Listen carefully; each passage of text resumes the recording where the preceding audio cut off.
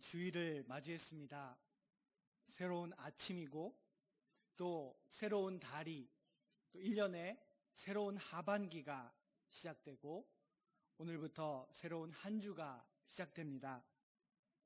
우리에게 예수 그리스도를 믿는 우리들에게 새로움이란 어떤 의미일까요? 오늘 우리가 함께 읽은 사도행전 16장의 본문의 첫 번째 절은 날이 세매라는 말로 시작되고 있습니다. 새로운 날이 시작된다라는 것은 단순히 24시간이 지나고 새로운 24시간이 시작된다라는 것 이상의 의미가 있습니다. 빌립보와 그곳에 살아가는 많은 사람들, 그곳에 살아가는 한 간수, 그 간수의 삶을 우리는 지난 시간에 보았습니다. 빌립보의 이 간수와 그의 온 가족들에게 이 날이 샘에 새롭게 맞이한 이 아침은 전혀 어제와는 다른 하루였습니다. 그들에게 전날 밤에 무슨 일이 있었나요? 지난주에 나눴던 말씀을 다시 한번 기억해 보시길 바랍니다. 지난 밤 큰 지진이 있었습니다. 간수는 그 지진 후에 엄청난 절망을 경험을 했고 스스로 목숨을 끊는 그 자살을 시도를 했습니다. 그에게 이해할 수 없는 혼란이 있었고 그리고 그곳에서부터 나오는 한 사람의 영혼의 부르짖음이 있었습니다. 그 부르짖음에 응답하듯이 주 예수를 믿으라라는 그 큰 목소리가 울려 퍼졌고 그리고 그날 밤 간수와 온 가족이 세례를 받았다라고 기록되어 있었습니다. 간수의 집에서 함께 그 밤에 식사를 나눌 때 그 집안은 큰 기쁨을 경험했다라는 것입니다. 우리 그리스도인들이 새롭다라고 말할 때 그 새로움은 바로 예수 그리스도를 주로 고백하는 새로움입니다. 하나님께서 예수 그리스도를 말미암아 우리를 구원하셨기 때문에 그 전과 그 이후가 전혀 다른 그곳으로부터 나오는 새로움을 성경은 말하고 있고 우리는 그것을 새롭다라고 고백합니다. 바울과 실라는 절망과 혼돈 속에 있었던 간수를 구출하여 그가 다시 죽지 않고 살아가게 하였고 단순히 육체적으로 살아있는 것뿐만 아니라 간수와 그의 가족들이 하나님 나라의 백성으로 참된 로마 제국의 황제가 아닌 참된 주 예수 그리스도를 따르는 사람으로서 살아가도록 구원을 얻게 하였습니다. 35절은 날이 세매라고 말한 후에 상관들이 부하를 보내어 이 사람들을 놓으라라고 명령했다고 말하고 있습니다. 이 날이 샌 이후에 상관들은 갑자기 그 전날과는 전혀 다른 태도를 취하고 있습니다. 부하를 보내어서 옥에 있는 바울과 실라를 석방하라고 명령을 한 것입니다. 본문에는 자세하게 기록되어 있지 않지만 간수는 날이 밝기 전에 바울과 실라를 자신의 집으로부터 다시 옥으로 데리고 간 것으로 보입니다. 어쩌면 이 간수를 위하여 걱정하는 마음으로 바울과 실라가 그렇게 우리를 다시 옥으로 데리고 가달라고 부탁했을지도 모릅니다. 간수는 상관들의 이 명령을 듣고 석방 소식을 말합니다. 어젯밤 이 간수를 중압감으로 짓누르고 결국 그를 자살까지 몰고 갔던 그 상관들의 명령이 하루아침에 바뀌어 버렸습니다. 간수는 이때에 전날 스스로 목숨을 끊으려고 했던 자신을 돌아보면서 이 갑작스럽게 바뀐 명령의 내용을 들었을 때 얼마나 허탈했을까요? 무슨 생각을 했을까요? 왜 상관들이 갑자기 태도를 바꾼 것인지 본문은 정확하게 말해주고 있지는 않습니다. 그러나 분명 이 지난 밤 사이에 무언가가 이 상관들 안에서 작용을 했음이 틀림없습니다. 빌립보 감옥에 그 기초까지도 흔들었던 지진이 일어났다고 사도행전 16장은 말하고 있습니다. 그 큰 지진이 어쩌면 상관들 가운데 크게 작용한 것이 아닐까 생각을 해봅니다. 자신들에게 도저히 이해할 수 없는 재해, 재난이 일어났을 때 그 앞에서 두려워하고 그 이유를 어떻게든 찾으려고 애를 쓰며 그리고 원인이라고 추정되는 사람을 정하고 그리고 그 사람을 추방하고 쫓아내려고 하는 그런 모습은 성경에 오늘 본문 말고도 다른 곳에도 나와 있습니다. 구약 성경의 요나서를 보면 요나가 하나님의 명령에 거역하여 니느웨로 가지 않고 다시스로 향하는 배를 탔을 때 그 배는 큰 폭풍을 만나게 됩니다. 그 배 안에 있는 다양한 민족의 사람들은 두려움에 사로잡히게 되었고 각기 자신이 믿는 신에게 구원을 기도하게 됩니다. 그리고 폭풍의 이 원인을 찾기 위해 제비 뽑기를 하게 되는데 요나가 뽑히게 되었고 결국 사람들은 이 재앙의 폭풍의 원인으로 요나를 지명하고 그를 바다로 던져버리는 그런 내용이 기록되어 있습니다.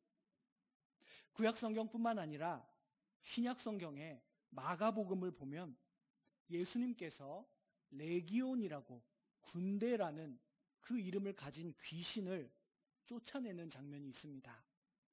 그 귀신 들린 젊은이가 무덤을 거처로 삼고 살아가고 있었는데 그 청년을 구원하는 가운데 예수님께서 쫓아낸 그 레기온 귀신들이 돼지떼 안으로 들어가는 사건이 있습니다.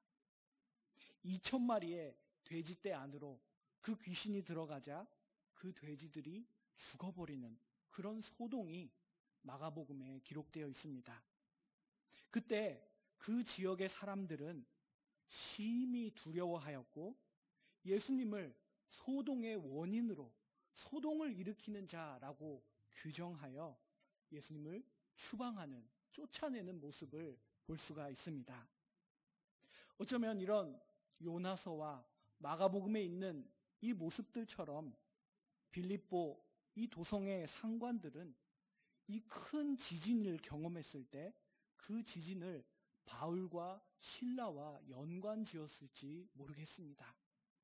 그 큰 지진은 자신들이 바울과 실라에게 행했던 그 일들을 우리가 혹시 잘못한 건가라고 다시 돌아보게 하였고 그리고 상관들은 자신들의 잘못을 없었던 일로 하고 싶은 마음에 날이 새어 갑작스럽게 석방을 명한 것이 아닐까 생각을 해봅니다.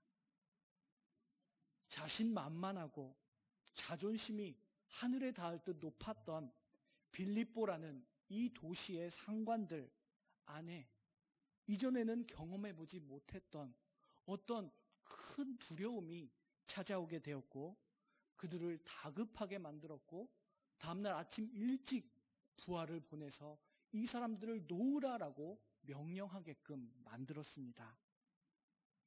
상관들의 명령을 들은 이 빌립보 감옥의 간수는 바울과 실라가 그리고 자신도 이제는 안심할 수 있겠다라고 생각했던 것 같습니다.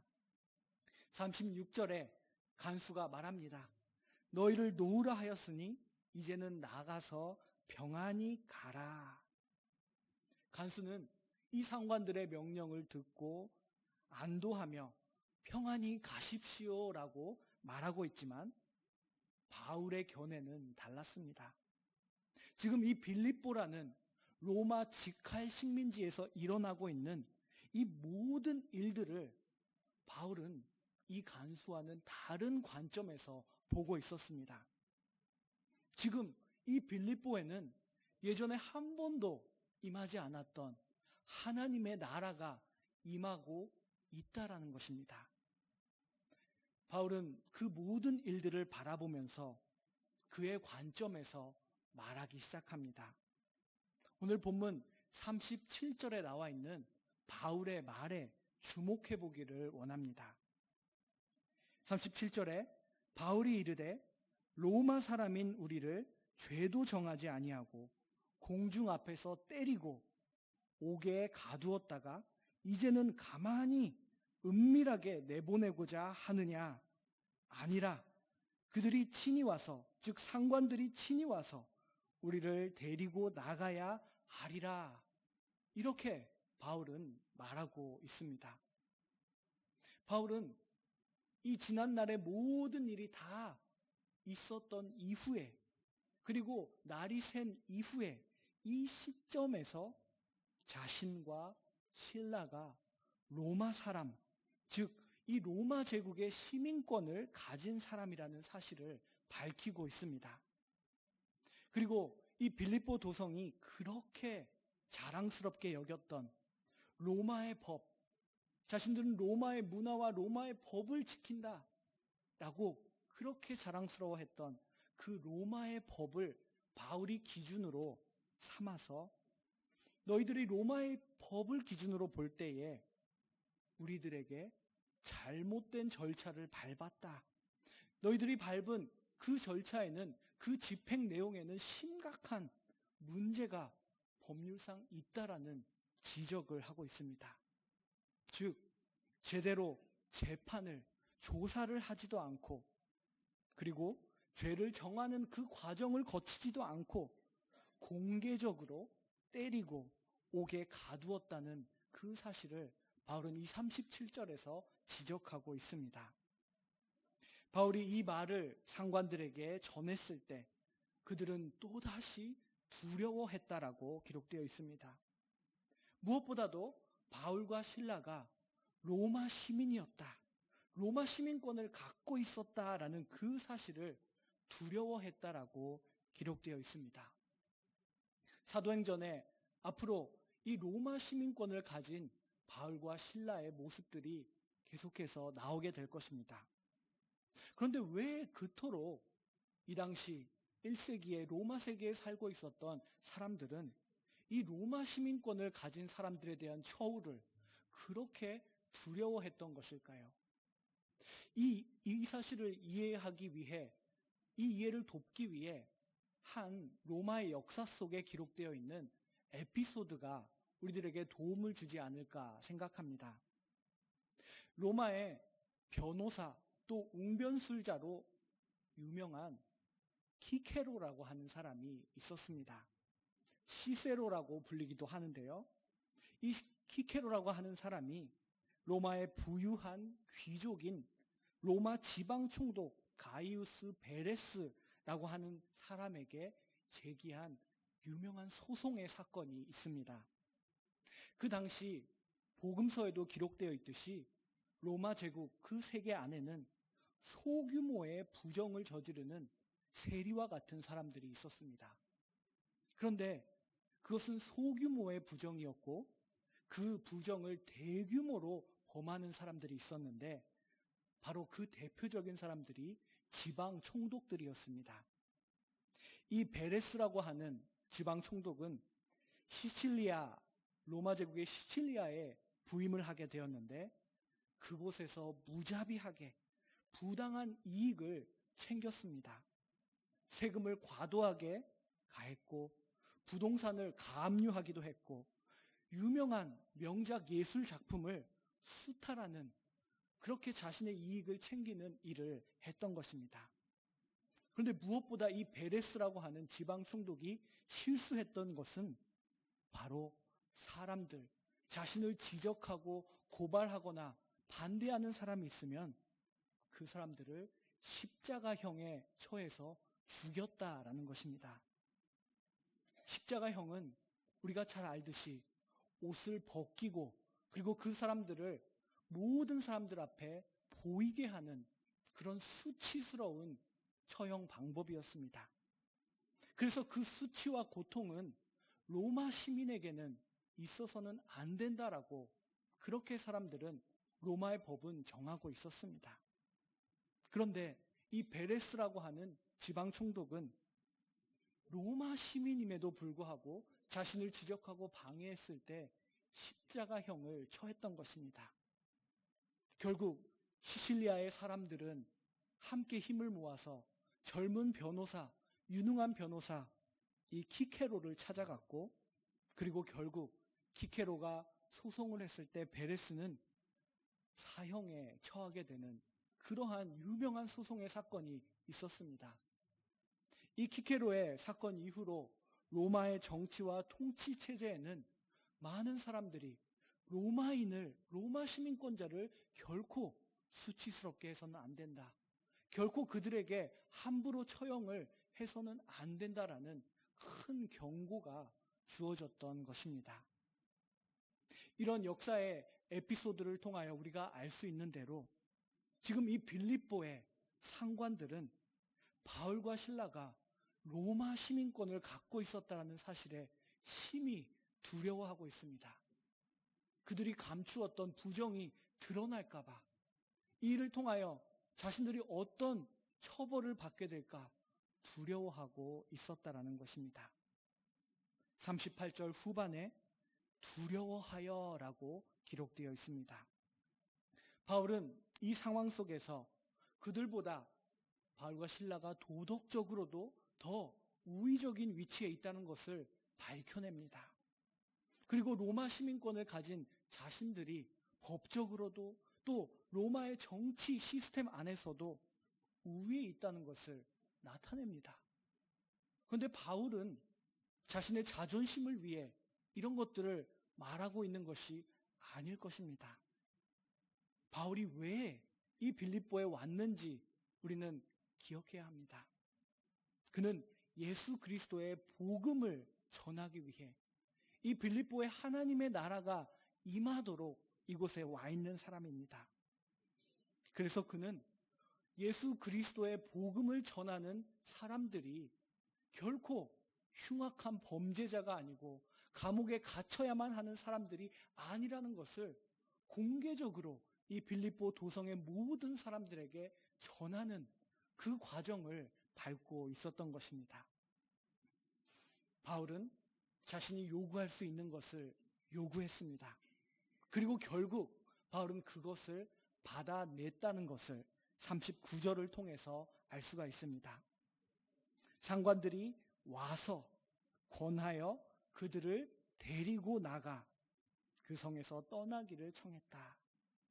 우리 개역개정 한국어 성경에는 나와 있지 잘 번역이 되어 있지 않지만 일본어 성경을 보면 와비오 있다. 그들이 사과를 했다라는 말이 나와 있습니다.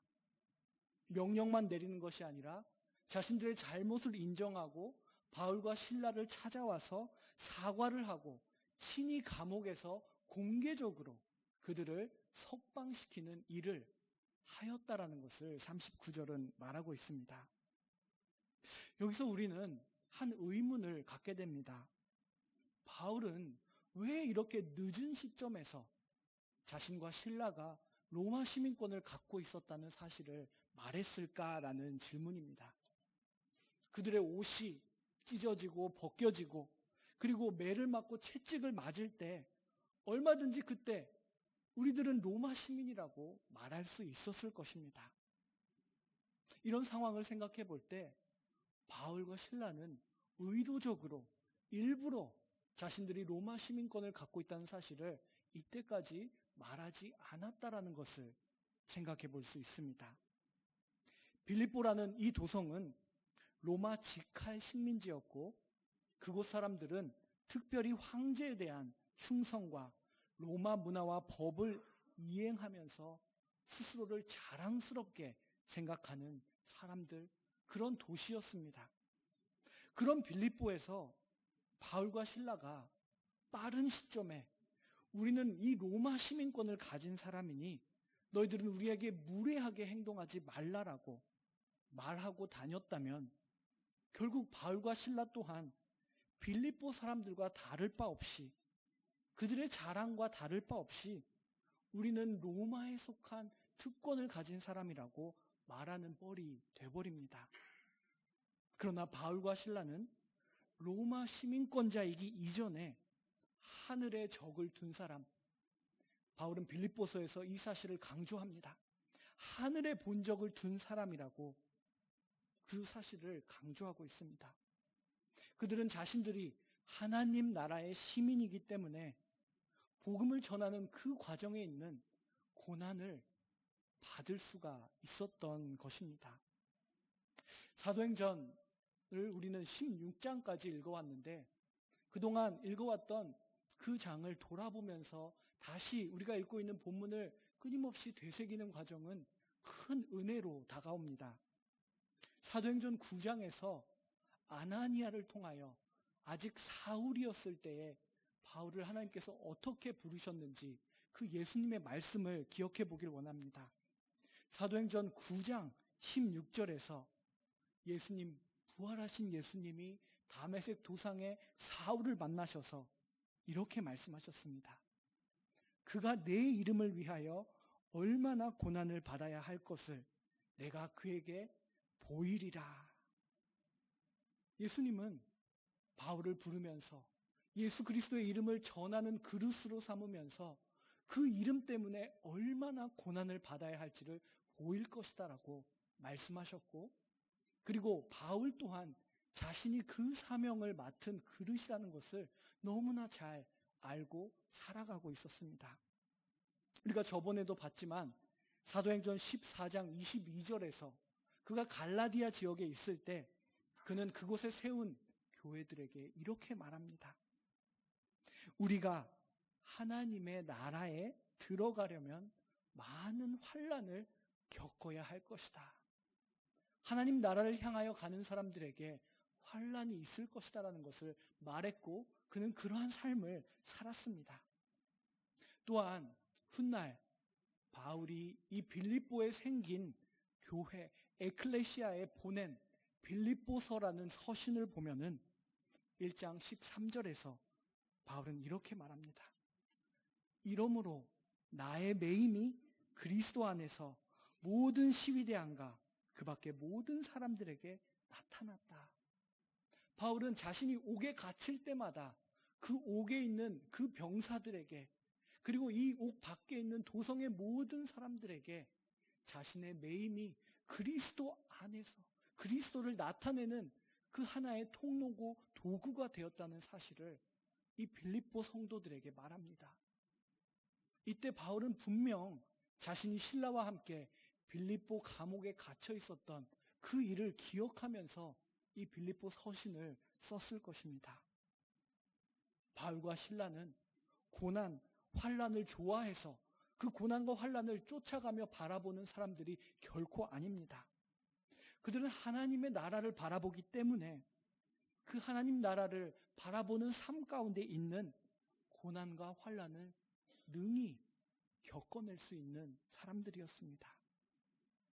바울과 실라가 매를 맞을 때 성령의 인도하심이 있었을까요? 그들에게 너희들의 로마 시민권을 결코 말하지 말라. 이를 통하여 오히려 그들에게 하나님 나라에 속한 사람의 삶을 보여주라 라는 계시가 있었을까요? 그들은 결코 그 사실을 그때에 말하지 않았습니다. 또한 바울과 실라가 이 빌립보 도성에서 보여준 이 사건은 큰 여파를 이 도성에 주었을 것입니다. 오늘날 우리가 사도행전을 읽으면서 갖는 질문과 동일한 질문을 아마 빌립보 사람들도 가졌을 것입니다. 왜 바울과 실라는 그들이 로마 세계에 속한 모든 사람들이 자랑하고 서로 갖고 싶어서 돈을 주고라도 사고 싶은 그 열망하고 동경하는 로마 시민권을 갖고 있는데 왜 그것을 말하지 않았을까? 도대체 이 로마 시민권보다 더 가치 있는 것이란 무엇일까? 라는 의문을 갖게 한다는 것입니다. 도대체 그것이 무엇이길래 그들은 그것을 위해 옷을 벗기고 매를 맞는 그 수치까지도 받았다라는 말인가? 빌립보의 간수가 옥문이 열렸는데도 나가지 않은 바울과 실라를 보면서 혼란스러워했던 것처럼, 그들을 휘저었던 것처럼 지금 이 빌립보의 상관들, 빌립보 도성의 사람들은 지금 너무나 혼란스럽습니다. 로마 안에 살아가면서 로마보다 더 큰 것을 바라보고, 그리고 그 더 큰 것 속에서 살아가는 이 바울과 실라를 우리는 어떻게 이해해야 한단 말인가라는 그 혼란 속에 있다라는 것입니다. 로마 시민권이 절대적이었던 이 당시의 세계에서 그것은 결코 절대적이지 않고 상대적인 것이라는 사실을 보여주는 하나님 나라 시민의 모습이었습니다. 그들에게는 로마 시민이라는 사실도 예수 그리스도의 복음을 전하기 위한 하나의 도구에 불과했습니다. 바울은 그의 초점과 중점을 늘 예수 그리스도의 복음을 전하는 일에 맞추었습니다. 그가 히브리인 중에 히브리인, 바리새인 중에 바리새인, 혈통과 자신이 받은 교육과 로마 시민권을 얼마든지 자랑할 수 있었지만 그는 그것보다도 복음을 전하는 일이 무엇보다 우선이라는 것을 삶으로 나타낸 사람입니다. 그렇게 바울과 실라가 공개적인 사과를 받고 옥에서 그 고관들의 에스코트를 받으면서, 상관들의 인도함을 받으면서 빌립보 감옥에서 나왔습니다. 그 상관들은 제발 부탁이니 우리를 더 이상 혼란스럽게 하지 말고 이 빌립보에서 떠나달라고 부탁합니다. 그런데 바울과 실라는 바로 떠나지 않았습니다. 오늘 본문 마지막 절인 40절 말씀입니다. 두 사람이 옥에서 나와 루디아의 집에 들어가서 형제들을 만나보고 위로하고, 이 빌립보에는 유대인의 회당조차 없었습니다. 그 빌립보라는 도시에 놀라운 변화가 일어납니다. 로마 세계에 살아가면서도 그 세계의 절대적인 가치, 로마 시민권을 그것은 하나의 도구라고, 상대적인 것이라고 말하면서 하나님 나라에 속한 삶을 보여주는 이 바울과 실라가 이곳에 변화를 일으키고 있습니다. 그리고 그런 바울과 실라를 통해서 그 놀라운 로마 제국보다 큰 무언가와 만난 사람들이, 예수를 주라고 고백한 그 사람들이 한자리에 모이기 시작합니다. 그리고 그들이 모인 곳이 에클레시아, 신앙 공동체, 교회의 시작이 되었다라는 것을 오늘 본문은 우리들에게 보여주고 있습니다. 에클레시아, 이 교회는 무엇입니까? 다양한 사람들이, 다양한 신분과 환경에 있는 사람들이 각자 만난 예수 그리스도가 너무 좋아서 그를 주로 고백하기 때문에 한 곳에 모여서 이루어지는 공동체가 바로 에클레시아입니다.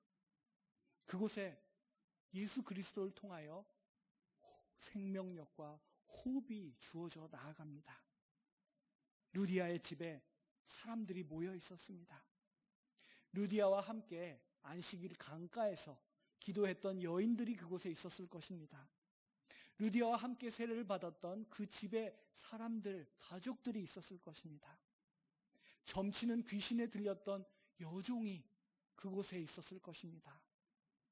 빌립보의 간수와 그의 온 가족들이 있었을 것입니다. 서로 다른 사람들이 그곳에 모여서 바울과 실라와 바울 일행이 모여서 그들을 만나보고 말씀을 전하며 위로하면서 그곳에 에클레시아가 시작되어 나갑니다. 그리고 그것을 이루시는 그 머리가 되시는 분은 예수 그리스도이심을 사도행전은 끊임없이 우리들에게 말해주고 있습니다. 이 빌립보에 탄생한 교회, 에클레시아의 시작을 보면서 우리 동경교회를 생각합니다. 이 21세기에 하나님께서 세우신 이 에클레시아가 바로 우리 동경교회입니다. 이곳에 각기 다른 배경과 환경과 그리고 모든 상황 속에서 있던 사람들이 예수 그리스도를 주라고 고백하는 신앙 고백으로 이 자리에 모여 있습니다. 그리고 예수님께서 우리의 머리가 되시고 주가 되시면서 우리는 그 예수를 주라고 고백하는 삶을 살고 이 동경에 일본에 있는 사람들에게 하나님 나라를 나타내는 사람들이라는 것입니다. 오늘 이 빌립보에 세워지는 이 에클레시아 교회를 바라보면서 우리 또한 그렇게 에클레시아로 교회로 살아가는 한 사람 한 사람이 되기를 간절히 소망합니다. 기도하겠습니다. 아버지 하나님 감사합니다. 저희들에게 거룩한 주일을 주시고 하나님을 예배하고 찬송하고 귀한 말씀을 함께 나눌 수 있는 이 시간을 허락해 주시니 감사합니다. 우리 또한 하나님 나라의 시민으로 당당하게 이 세상의 사람들에게 로마 시민권보다 가치 있는 예수 그리스도의 이름을 선포하며 살아갈 수 있도록 인도하여 주시옵소서. 예수 그리스도의 이름으로 기도드립니다. 아멘. 찬송